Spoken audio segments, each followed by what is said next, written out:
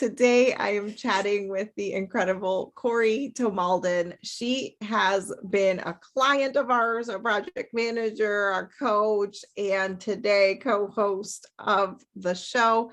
And we are going to be talking about social media tactics to increase sales. We are doing a deep dive and really, what are some of the things that you can do with your social media to increase the sales in your business? Welcome, Kori. So excited to have you. Thank you so much for having me. Yay. Yay. And today we're doing coffee and chat, Mm-hmm. a very casual chat. Just, I've already finished my coffee. Nope, not me. So we're going to do a real casual and informative chat about social media tactics. And I think that this is a really important topic because most people just look at, let me go be on social media. And that is kind of the extent of the tactic. Or it's I see that this is trending or that this person is doing this and they're doing really well. Let me go try that. Or, I see a lot of that happening too. Yeah. And without fully understanding the breadth of what that takes, the breadth of how that would even convert to sales, and if that is a strategy you want to use long term. Right. And it's also just I think jumping into it without knowing, okay, I like being on this platform, but is your ideal audience on that platform? Because if you're speaking on a platform or trying to grow a platform where your audience just is not, don't want to be harsh about it, but you're really wasting your time. And especially if you're just starting out, a solopreneur, and it's just you're really wasting your time. Yeah. And that every minute that you're spending there is an investment. So really being intentional about it is so helpful. And for me, that has really meant a lot of times like blocking out more social media platforms and getting better at one platform and make sure we're really profitable here before we add on the next. Before trying to go to the next. Yeah. Just because it's the whole, people talk about shiny object syndrome in life. And I think that happens to so many entrepreneurs. It's like, oh, this person's killing it on LinkedIn. Let me go try on LinkedIn. When in reality, okay, maybe your ideal client is on LinkedIn, but do you know how to speak to them? Do you know how to market on that platform? Because even though I remember when they were like kind of just changing things, and I'd said to you, I was like, oh, look at this. LinkedIn is pretending to be Facebook now. And yeah. And now they're pretending to be Instagram. Right. Stories too. Right. And while they have those similarities with Facebook and with Instagram, the messaging that you use on LinkedIn, I think, has to be completely different because it's the grown-up version of those two social media platforms. And if you're not strategic about it, it's like, yes, repurpose, but repurpose in such a way that it makes sense for that platform. Yeah. And one thing that we noticed this in the last few months, we kind of changed our reporting. So what the team is reporting to me about what social media is working and what is working on each platform, I have them actually put based on the platform they're responsible for what the top performing posts were. And where in the past we were like, let's just spread this message everywhere, kind of like what you're saying, that doesn't necessarily work. And what we're finding is one message can work really well on Pinterest and completely tank on YouTube. And it's, it's the same message. Obviously, it's completely different people consuming the content. It's completely different mindsets while they're in there. Yeah, I'd heard this on a podcast that I was listening to yesterday. It's about the user intent. Because with YouTube, people have the tendency to go for how-tos, for educational for informative, because it is a search engine, and sometimes you may need that in a video. Pinterest can almost be the same, but I think it's a different set of how-tos that people are looking for over there. And then the messaging, and again, it does have to be different because with YouTube, it is so visual. Pinterest is also very visual, but they're visual in two completely different ways. Yeah. And then the same for Instagram. Like Instagram is a very visual platform as well, but Instagram is more about that instant gratification piece where it's like, okay, and then YouTube and Pinterest are more of a long term. Yeah, which kind of gets us into the first point, which is what are some of the marketing activities to increase sales? Because I think people do not consider this when they are choosing the platform.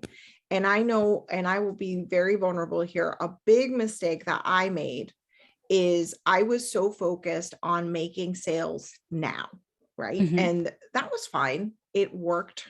It allowed me to have a business that I could work from my daughter's hospital bedside, right? And I made money right away, was able to pay things right away. What I didn't realize is how I was slowly digging my own grave in terms of just having to feed this ginormously growing feed.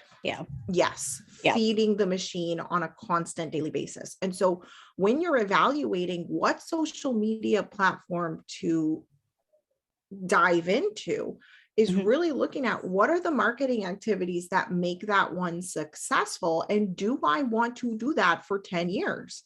Because that's not going to be sustainable on every platform. And so the mistake, just so everyone's clear, I was doing that on Instagram and Facebook as my primary growth strategies. Even I was investing into Facebook ads. So these were all rapidly growing platforms, rapid money was coming in fast. And it was great until the minute I stopped posting. Then crickets. And you're like, what in the world? Then you, on the other hand, were doing it completely different. Do you want to share what you were doing? Yeah. So what I was doing, it was completely different because I came in from more of a blogging background, and that was feeding an SEO driven machine as far as, okay, let me optimize this for a long-term game. Is it going to take longer to get sales? Yes. But I still see that, the steadiness and the recurring piece because it was optimized long-term, whereas I was ignoring the faster paced platforms because I knew I couldn't keep up with it. It was like, no, I don't want to do this, or I don't want to have to spend time thinking about, oh, I need to have a perfect looking feed, or I need to have this many types of posts going out. Like, is it going to be a carousel? Is it a static image? Is it a video? Is it this? Is it that? And, that's just for Instagram alone, which when we're talking about the platforms and people are picking a platform, I don't think that it's taken into consideration. Yes, Instagram is a platform, but underneath Instagram, you have the static feed, you have the videos, you have stories, you have the DMs and reels. So that's and 5 lives. and lives. And So that's and 6. IGTV. Yeah. I mean, and it just grows and grows. And then even if you just pick apart the static feed, right? You could do a grid post, you could do the swiping puzzles. One. Yeah. Like there are so many intricacies. This is why nailing one is favorable to trying to be on all, because you're never going to learn those intricacies. And that's the same goes for Facebook. You've got stories, you've got the static. If you have a page, you have a Facebook page, and then you've got a Facebook group. It's like, and the lives, there are just so many things to learn on one individual platform that, like you just said, if we're not taking the time to learn the one platform, it's going to burn you out just trying to keep up with everything. Yeah. So one thing, like going back to the slow versus the fast strategy, one thing that Mhm. I loved, like when we got together, and I think it was during when you were even coaching with me, but I was like, just my brain just wrapping around that idea. Like, I think you were getting at the time like 100 subscribers a month or something Yeah, to your blog, just through Pinterest. just to Pinterest, Just through with Pinterest. pretty much no new content. And I was just like, my brain was like, Yeah. how? Yeah. So that was really the lesson for me to be like, holy cow, like there has to be consideration, I Mhm. think, in both, right? And picking something that Absolutely. is fast paced for that money now, but also something slower pace and more SEO and long-term driven, Mhm. so that you're able to have the benefit of both. Because the Yeah. SEO, and when we really dove into the SEO strategy, it took a lot of work. It took Mhm. copywriters producing content for us 5 times a week Yep. for a whole year before we got a sale. Now, granted, it was a high-end sale. I think they did do some done for you, etc. So it's like a 20 something Yeah. Yeah. around there. It was totally worth it in the end. However, that's It what it took, a it's a year long term. Yeah. And and it a is a lot of long work. term. Yeah, Mhm. it was a long-term play. And in contrast to, you could make that in a week on Facebook, right? For Like just example, doing a couple ads or doing Facebook a challenge lives, or some yeah. posts, yeah, Yeah. Yeah. and you make that money right away. So I think the dual approach is probably the best way to go. Mhm. um and as soon as you can get one of those working, which preferably a fast pace, so then you can add the slow pace with Mhm. that money that you're making, the better. um Absolutely. and then so people, I love to, going back to considering the platform and what Mhm. marketing activities increase sales on each. So a lot of what we found, I mean, you can attest to this because you were doing a Yep. lot of the DMs, is that those closer knit DMs and private messages worked traditionally much better than just posting and praying. Yeah. Would you agree with Absolutely. that? There were relationships that were built through the DMs that you just can't get on just the post and pray kind of Yeah. thing. And even, but I think the whole point of a post and pray, if I can, just expand on that, is that you want that person who sees this post to say, to raise their hand to identify and say, oh, that Mhm. really spoke to me. And then I think the mistake, though, that happens there is that after that first initial comment, what most people are doing, because this is what they're taught, is to jump straight away into a DM, and you're starting a sales conversation, I think, like just way too quick. I You're agree. not taking time to get to know them. And I think before you jump into the DM, reply to their comment, and just show it's just take those extra steps, because those extra steps are going to be the ones that really add up and make a difference in the long term. Yeah. I mean, I hate, it's the analogy that's been used over and over and over again, but it can't be more true. Like, and it's just shining in my face because right now, so I'm doing online dating. Mhm. So it's like, it's that guy that like you've had 3 interactions with online, and they're like, "Do you want to hook up?" I'm like, "No, Yeah. like get away. I never want to speak to you again." And that is exactly what's happening. And people wonder, it just gets such a Mhm. bad rap because a lot of times people are getting those DM messages immediately, like, "Hey, buy my thing, hey, go to my thing." And or you feel the energy of it. So I had someone yesterday ask me like, "Hey, are you an active coach?" I'm like, why would you be asking me this? Right. Like, Yeah, I get those too. Like before they even send a friend request, yeah, it's, met with hey, this I guy. noticed that you're a coach or blah, blah, blah. It's like, okay, what are you trying to sell me? And exactly. And then you go to their profile and they're like, this guy was some sort of like, we'll get you featured on all the biggest publications online. I'm like, yeah, nah.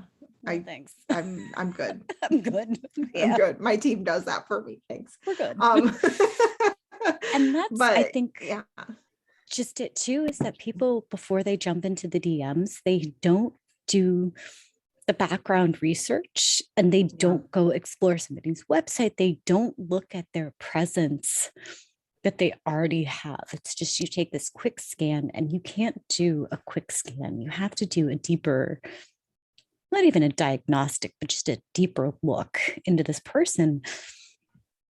And I remember too, I think that was one of the biggest pivots that happened when we were doing all of this.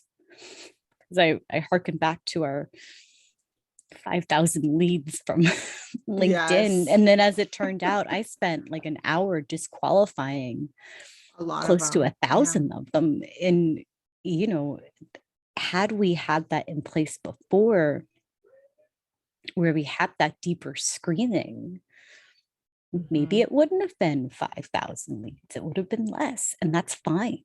It's always the whole, you can find Quantity, people. Yeah, it's quality over quality. quantity. Yeah, Absolutely. especially when you, okay, so let's take it back to because this is the piece where it's like the missing link between what Yep. people see. They see, oh, they just posted on social media and oh my God, they have 1,000 followers or 1,000,000 followers and they make millions of dollars. It's fantastic, right? Yeah. And we're talking about a spreadsheet with 5,000 people on it, right? And Yeah. so this is like miles away from where somebody on the front end is seeing a certain thing being done. You don't see the half of what happens on the back, right? You don't see the marketing strategy and like, 6 months of planning, for example, that you did ahead of time for content we were going to produce for the year. You don't see the launches that go into monetizing that. You don't see the spreadsheet of leads and the follow-up and follow-through required to outreach to those and build real relationships with those people. So that's, I think, the disservice that the social media marketing is really putting out there. Because with this mainstream and with most of the social media marketing, the tactics and the strategies that are taught, they teach you the one side of it. Like they might teach you how to be consistent on social media or how to repurpose for social media or any of those number of things, but they're not teaching you the follow through and the back end and okay, so now you have all these leads that are probably qualified for your services. Now what? Right. Yeah. And it's a huge disservice. Yeah. The point of social media, right? If we're going to do it in business terms, like really like straightforward, is to generate leads to purchase your program. It is not to be popular. It is not to have 1,000 likes on a photo. It's not even, to like it's not any other purpose except that. Okay. Yeah. And that's just it with the marketing activities, is that all of your marketing activities are eventually going to lead to the same place, which is a sales call or a sales page, however you want to close, right? But they all have different intent to get them there.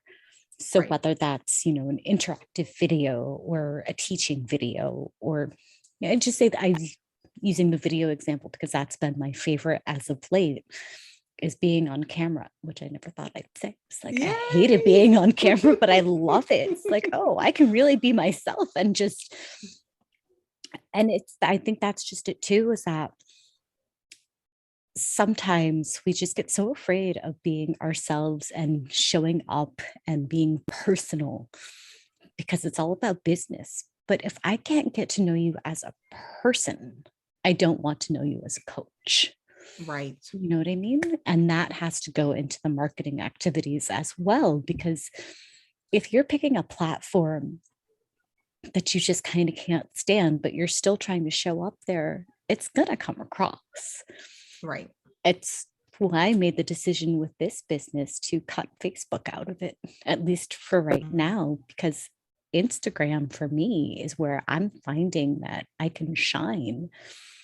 And I still use Facebook just for other purposes, but I like being on Instagram. I'm enjoying being over there. And yeah. Yeah. And I want to say too, like, there's also what happens, like for me, I feel like I'm just in this unique place right now with, choosing on purpose to go back to a nursing job, right? Meeting new people there, making new friends now that I'm coming out of like being in quarantine for 3 years or 7, I don't know. 3, 7, whatever. Yeah, whatever. And then like also starting to look at finding a person to enjoy my life with long term, right? So all of these things kind of catapulted at the same time. And I was like, I don't like what I am doing with my personal feed on Facebook, because you know what people in real life still do? Find you on Facebook. Oh, yeah. And you know what I don't want there to be? A bunch of stuff promoting my podcast, right? A bunch of stuff talking about how they can make $10,000 a month. No. I was very intentional with my feed as well, my personal feed, really, because before it was, I'd occasionally talk about a blog post or my latest podcast episode or this or that, something that was related to my business. Or I'd say, oh, well, I see I've added a whole bunch of new people recently.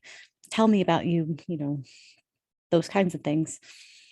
And, they talk to you about how your Facebook profile, your personal profile should be optimized for your business stuff. Yeah. And I was like, that part I can get, that part I can stand behind. But the rest of it, it's like, look, if I'm adding you to my Facebook profile, to my personal profile, understand this. You're not going to see a lot of business stuff. I swear. I like sharing funny memes. A lot of them are very geeky and very, kind of like either comic book or Star Wars, or it's all this nerdy stuff. Sometimes I like to share the deep stuff, but when I'm on my personal feed, that's what it is. It's not about business. This is me as a person. Yeah. And I think that shift is so important. And then like it goes back to what you were saying, shows you as a human, right? That is where people really get to know you as a human. And is it going to be, making you a ton of money? Maybe, maybe not. But is that the point of the personal profile?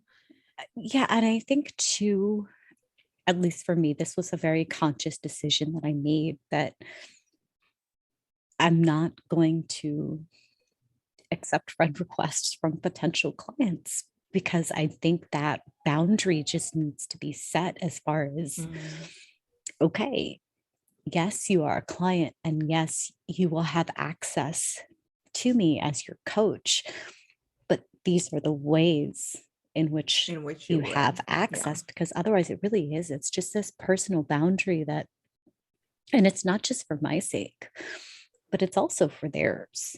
Absolutely. You know, I think the boundaries are really important. My personal boundary with that is, I say like, hey, this is going to be, I don't post a lot of my personal stuff in terms of like what my kids are doing.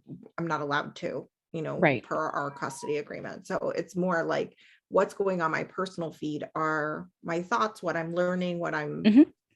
thinking, maybe sharing something that I agree with or whatever. Yeah. And on the top of my profile, I wrote, if you actually know me, send me a text message. Yep. Yep. You know my number. Yep. Like this, why are we even entertaining all this crap right here? Yeah, So right. that's And kind of the boundary I set. and Yeah. I've said as much too to people that I know on Facebook. It's like, look, if you really need to get a hold of me, you have my phone number. Yeah, exactly. This is not the place to get a hold of me. Phone. Don't Yeah, call. Text. Don't call exactly. me. Exactly. How would you, so we're talking about all the ways not to promote. Yeah. So Right. not to use social media to promote yourself, right? Probably not on your feed. Mhm. So that begs the question, how would you then? How would you promote your business on social media? I think that is where it really ties back to being intentional about your platform and really learning the ways of that platform. Um, so let's say it is Facebook. You don't want to be that spammer person who comes into the Facebook groups and just kind of takes over and monopolizes. At the same Yes. time, you want to be very sensitive about that space. Uh, and then I know people complain all the time about, oh, my reach on my Facebook page isn't, doing anything, or I can't get people to join my Facebook group. Is that stuff frustrating? Absolutely. But if you're consistent about it and you keep showing up in spite of all that, I think that's when you start to see the growth. And the same can be true, I think, for any platform, regardless of the individual strategies of marketing tactics that you use. It's at the end of the day, it's about being consistent, showing up, and really being intentional. And then this is more so on Instagram, but also applicable for Facebook. It's not just posting your own stuff and then running. You have to interact with other. Yeah. And it's not about competition. It's about building community. It's community over competition. Yeah. And yeah, I mean, so just for Instagram or even for Facebook, if you're in those groups where you know your potential ideal client is, comment on other posts, not from the perspective of coach to potential client, but as a human being and as an Yeah. individual, you know? Yeah. Yeah, that's also true, right? Like when we look at, so we talked about what is social media for our Mhm. business, right? It's a place to generate leads, right? Mhm. Why was social media created? For community. So Oh, you sorry, must, just a I know you're like, I'm like, my eyes hurt for you. um, so they were created for community and connection. Mhm. So if we're too focused on the agenda of like, let me grab leads, Yeah, we're going to not actually integrate into then you're the losing actual the what the community. platform Yep. wants us to be doing, right? Yeah. And yeah, we would lose the community. And does that require more effort? 1,000 times yes, especially if It you're like does. me and you want to be in the corner. That's It me. does require more effort, but it's something that it just has to be It has done. to happen. And yeah, Yeah. well, that's why people like us hire extroverts and, Yeah. To like, manage oh, things. yeah, Yeah, you exactly. can go do this. And I'm gonna sit in my little corner here and plan and Yep. I'll not plan in be my there. corner. You go talk to people, please. Yeah. We'll have these conversations. Yeah. And really, and if when you're starting, right? Because I also heard from what you were saying is the importance of perseverance and persistence. Oh yeah. And that, Especially yeah, as solopreneurs, when you don't yeah, have a team and you see people who are at, and it's that the saying, it's that don't compare your beginning to somebody else's middle. because you don't know what kind of team they have. You don't know their ad budget. You don't know these things. And you can't get stuck in that comparison trap, because otherwise you're just going to demotivate yourself so much. Yeah. And yeah, so that's huge too.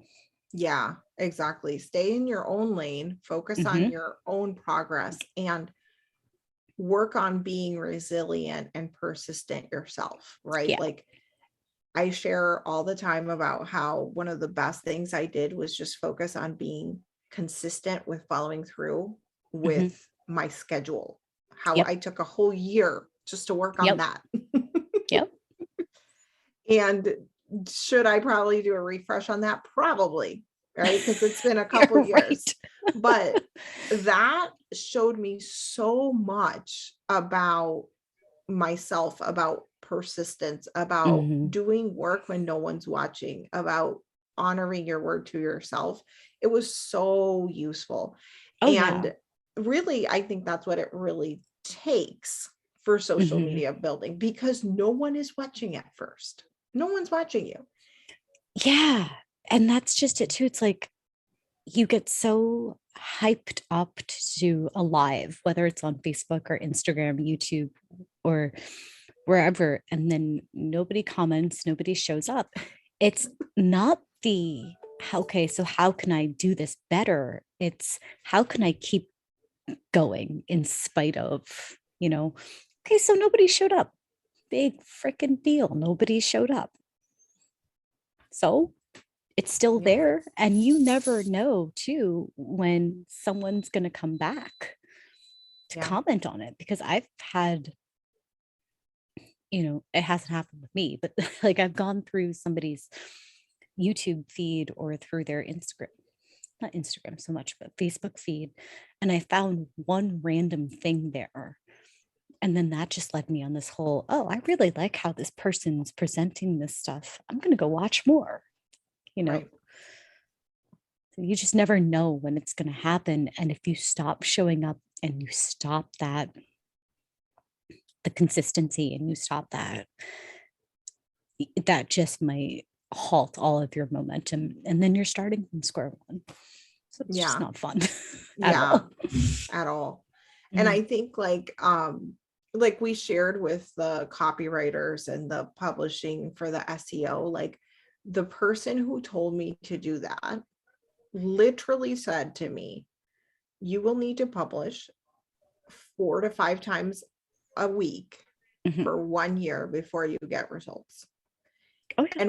And when I had that expectation of like, I'm just going to show up no matter what, Mhm. I'm going to invest in this, right? Because that meant, we were having people do all of this work. We were paying out for work to be done, Mhm. right? I'm going to invest into this.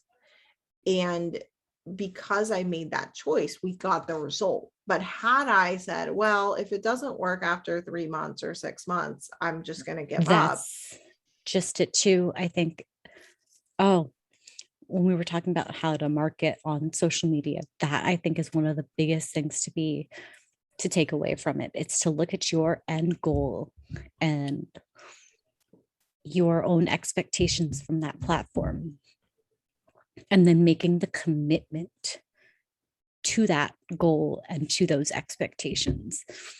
Because if you're not willing to do that, don't start. Yeah. Because you're just going to give up. And people are like, oh, well, it's been 30 days and blah, blah, blah. I'm like, yeah, no, 30 days is not long enough for you to see the data and to Mhm. see the things. You need to have at least 60 days, because then you can compare month to month, Yeah. you know? And Mm. even that is low. Like Yeah. when we do like a messaging overhaul or something, we tell our clients, you need to talk about that new message every day for 90 days, Yeah. right? Like Yeah. to even start to permeate the brains of the people who Well, are and they say watching. too is that you have to put the message out there, or you have to put it out there in front of people at least I think it went 7 up. It times. was, It's now like at yeah, least now it's 12 like, times yeah. before it sinks in. And it's so true. Like I was reading, I think it's from HubSpot, where it was another, now I can't remember where I saw it, but it was like, how do you market? It's like the difference in marketing. Later.com. It's the difference in marketing between Gen X, millennials, and then Gen Z, because people market to them in the same way and then they expect the same results. And well, obviously you can't do that Yeah. because, I and mean, you that, can, you're just not going to get oh, the you can, results. you just, right. And then you wonder why. It's like, well, why is it? Well, gee, I wonder why. Yeah. Yeah. Yeah, but that's a whole nother conversation as far as The brain. knowing your Yeah. client and the market Yeah. research and why that's all important. But Yeah. That'll anyway, be a whole other yeah. topic that we can cover. But it again, the reason we ask for people to be on one platform, maybe going to two, and having a long term and a short term, Mhm. is because of there are so many intricacies in it, right? We talked about how being on the one choice of just even being on Instagram Yeah. leads to 7 different places that you are now publishing Mhm. to be fully effective there, right? And to have consistent growth with it. And that's just publishing, right? That's not looking at the That's not the background engagement. stuff. Yeah. It's not the Yeah. engagement. That's not the sales pipeline. It's That's not not the anything to do with hashtag launching. research. Right. Yes. That's Oh yeah. just posting Right. and creating the content for that posting. And that too, I think, is the important piece, is that, as you said in the beginning, yes, have your short term or your quick growth platform, and whether that quick growth platform is Instagram, if it's Facebook, if it's TikTok, if it's Twitter. People still use Twitter. People still use it, I guess. Or LinkedIn. Use one of those 5, but just pick one of those and then pick your long term. So whether, again, I would not include Pinterest in the long term though, because you have to have something to drive people back to. Right. So Pinterest can be a supplemental to your long term. So whether your long term is YouTube, Blogging. if it's blogging, or if it's a podcast. So that's also going to be okay. So where do you enjoy and how do you enjoy creating the content? And I almost hate the saying, not hate, I can't say that I hate it, but I almost, this whole saying where if you build it, they will come, or, your ideal clients will find you on the platform that you are. Yes and no. Mhm. I think, and again, that whole market research conversation can talk about It's that, a but whole other. yeah, it really is. But it's meeting your clients or your potential clients where they are, but from a place that's also comfortable for you. Yeah. And how you create content, right? That, yeah, oh yeah, If you're finding the way which you come up, like your brain will naturally organize ideas Mhm. and how to, right? Like that's much more my style. I'm like, boom, boom, boom, let's Mhm. teach, right? If that's the way you're presenting and your brain just wants to go there all the time, then pick a platform that works well with that, Yeah, right? From the get-go. yeah. Yeah. And that's just it. And don't be afraid, I think, also to experiment a little bit with it, but don't get so caught up in, oh, this thing I think is the biggest piece too, is don't get so caught up in the trends that you are ignoring the long-term strategy that's going to bring you growth, because a trend is just that. It's a trend. There's Yeah. no guarantee in a trend. Yeah. And you can use a trend to get a little burst of growth, etc. But ultimately, those pillars of principles Mhm. are way more important. Absolutely. than the trends. Absolutely. Yeah. And I mean, I don't know if everyone's like me, but I don't sit there and look at social media trends. I just don't. Like, I think you were the one that was like reels, and I was like, what's reels? I look at trends at the beginning to see just like, okay, so what's popular right now, but not to jump on it right away. More like, okay, what is the longevity going to be like? And, you know, how in the, for me, how in the long term is this trend going to still be useful for me? Right. Like if I Right. create all of this content for this specific trend, how can I capitalize it and use it in the long term? Yeah. And For you know, me, that again, was why Clubhouse was I tried it for a week and was like, hell no. yeah, Because I yeah. was like, it's requiring me to be live. Mhm. That's already a ding right there for Yep. me. And then like it felt like I was doing free coaching. And I'm like, what am I doing? No, no. And Yeah. then there was no way to get, and I don't know if it's changed since then, but there's no way to get out that time Mhm. and make it into something else. And Like so to for me, repurpose. right, to Yeah. repurpose or anything. So there were so many red flags for me, and the amount Mhm. of time that it took was just another big one. And I'm like, no, I work 3 days Yeah. a week. This is not even going to be a thing. So Mhm. yeah, so those three big things were like, and this is a no for me, right? But that I was looking at it very long term. Everybody else is like, oh my God, it's the greatest thing since sliced bread. Yeah. But Yeah. exactly what you said. It's you Yeah. have to look at it. Okay, so it's a great thing right now, but how I think this was the other thing for me too was that when you look at the trends and what is working and what's hot, it's like, all right, so has Instagram adopted it yet? Has Facebook adopted it yet? Has YouTube adopted it yet? Because those three platforms, and then when you're looking social media specifically, Facebook and Instagram, if Facebook and Instagram haven't adopted it, I'm not touching it. Mhm. Because Yeah, as because much those as are people the, want to, complain about Facebook and Instagram algorithm, the staying power. yeah, It's really the staying power. yeah. And that's where, if you want to build a sustainable long-term business, you have to look at that. You Yeah, can't ignore that right. piece. Yeah. Oh, yeah. And I think that's just it too, is that when you are picking your shorter form or your shorter growth platform, pick the one that you know has the history and the staying power.